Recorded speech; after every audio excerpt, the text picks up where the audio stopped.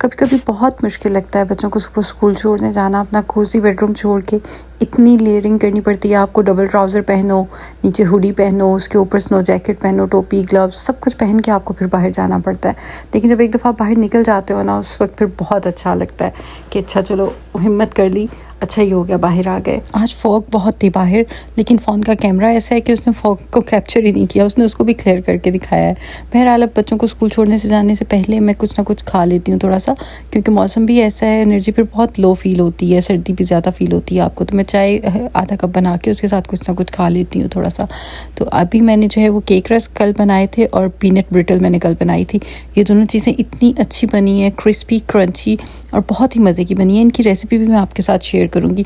Recipe के अलावा ना 2-3 जो टिप्स एंड ट्रिक्स होते हैं वो असल में देखने वाले होते हैं। अब जिस तरह ये पीनट ब्रिटल या कचक पीस को बोलते हैं जो हम पाकिस्तान में, तो इसके अंदर आप हल्का सा मीठा सोडा अगर डाल दें तो उससे ये हार्ड नहीं बनती, उससे ये क्रंची बनती है। और इसको आप स्टोर करके रख सकते हैं एयर टाइट जार में।